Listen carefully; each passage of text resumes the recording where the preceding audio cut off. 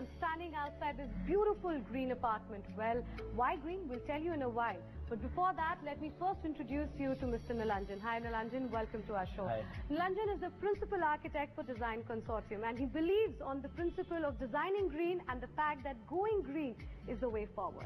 Absolutely. Well, Nilanjan, what is it that we're going to be discussing here today? Because when we talk about green homes, there are a lot of things that one needs to keep in mind, interiors and exteriors. So yes. I'll give you brief tips on what all owners can do. Very simple tips that people can use to make their homes green. Right. Because you don't need to spend a lot of money. Just the right principles, positioning the windows correctly and using the right materials. Great. That's what I'd like Let's to do that, because we have the expert himself who's now going to make you an expert.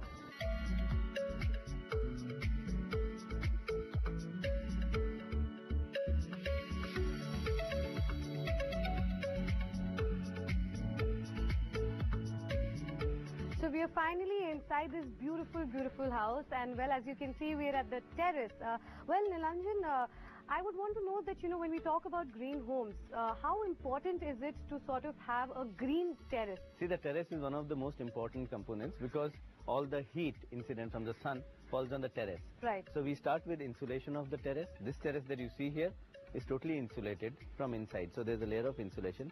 On top of that, what we recommend in a green building is heat reflective tiles. Right. Mostly they'll be white in color, okay, or any light colored tiles which are heat reflective. So these which I see here right Yes. now, these are heat reflective tiles. Heat reflective tiles. Okay. These are mosaic patterns, so it gives a bit of color as well. Sometimes we use broken ceramic tiles, as you have seen in the other project. Right. White tiles, it could be broken tiles. If they are coming out waste from the building, we use those. But mostly light colored tiles. What are the other elements that we should be looking at? We have surfaces which insulate. We have surfaces which cast a shadow on the terrace. So we put in walls on towards the west side, high walls. Right. Where the setting sun, the afternoon sun does not fall on the terrace. So it creates a shadow. Plus water bodies we create on the terrace. Yes, in fact, I wanted to know, apart from the fact that they look really nice on your terrace, I mean, how important or how beneficial are they when we talk about green rooms? See, it's very important to understand how we use the water. Right. Beyond the aesthetic qualities, we use water mainly to cool the surfaces. It's called evaporative cooling, something very similar to a water cooler. So we create shallow surfaces where we store the water, and most of the water has to be recycled. We are not using fresh tap water. That's right. Fortunately, it rained today, and as you can see, this particular pool, it filled up, and we are using the same water. So this is going to run for days. The terrace is also very important for putting up solar geysers. If you see, if you move back a bit, maybe you can see the solar water heater. In the other building, which was green one, we have even put in solar photovoltaic cells. Right. We are generating about 5 kilowatts of power just from the solar energy. Right. How difficult is it for one to maintain them? You know, it is one to get them and have them, and it looks fancy and talk about it, but you know, when it comes to maintenance and using it, how... It's not difficult to maintain at all. All you need is maybe once in a month, brush it a little bit so that the dust doesn't settle on that photovoltaic cells, because it reduces the power to generate electricity. That's the only maintenance it requires. Otherwise, it's zero maintenance. Right. So I think basically when we look at the surrounding here, it is not just about green planetation. We've covered the water body and the flooring, of course, and then the water geysers as well. Well, apart from the exterior, because, you know, when we talk about a terrace or a balcony, it becomes easy for us to sort of get the natural bits in. Right. But when we talk about the interiors, it becomes a task in itself. Yes. So how does one go green with the interiors? Well, there are lots of elements, the glazing, the flooring, the surfaces. Right. Why don't we move indoors and I can tell you about them? Certainly.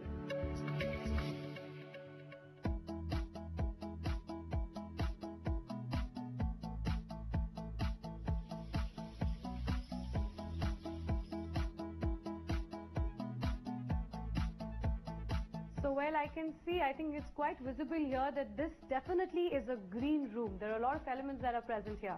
And you can see the amount of natural light that comes into the bedroom. Absolutely. So this room in every way is green. All the elements that you need for a green home or a green room, you can find here. Right. The walls are made of insulated bricks. We have used fly ash bricks. We have used AAC concrete blocks, which are insulated in between, and you get them very easily today. The glazing that you see here, which lets in the light, it's very important to get natural daylighting so that we minimize the electricity consumption. So all the light comes in without letting the heat in. Right. So for that we are using insulated glass.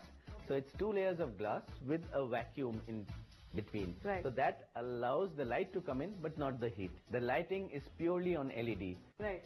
We are using minimal air conditioning. It is only during the humid months of August and September probably you need AC. Otherwise this house can stay without air conditioning. So basically you're using material for the wall which will sort of be less harmful. When we design balconies, we try to see that it lets in a lot of light. Right. And we provide large overhangs so that the sun doesn't get in. So this is a balcony which has a long shade, so it lets in the light without the heat coming in. All the wood that you see in this house is also recycled. Right. All the doors are made of recycled wood. The railing is made of recycled wood. Even on the terrace, you saw these little planters.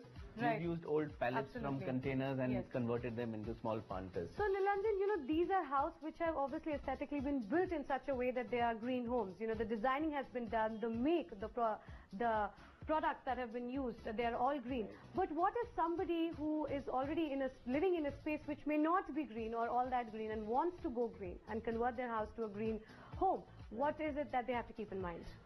They should look at the lighting first, consumption. We have to reduce the energy consumption. So the first step is to convert all your fixtures to low consumption fixtures. So LED is the best way to go. The gadgets that we use, your refrigerators, your air conditioners, should all be rated, should all be 5-star rated products. Then even all the waste that we generate in a house conventionally can be recycled. All these plants that you see here are maintained by recycled water, and even the waste that is generated in the kitchen, Right. we are treating that waste, converting it into manure and reusing. There is one more concern here, and the fact that, you know, green homes, they're not that reasonable. You have to shell out a lot of money for that. So what do you have to say to that? Probably that is one of the key reasons that a lot of people have not moved to green spaces. See, a green home normally costs about 10 to maximum 15% more than a conventional building because of all these measures, because of the solar geysers, or which is incentivized right now, but even the solar panels on the roof. So those are the additional costs. Some of the recycling systems, the management systems, they cost a little bit, which is about 10%. But I feel the amount of saving that it does in the longer run, it pays back in about 5 years. And I think right.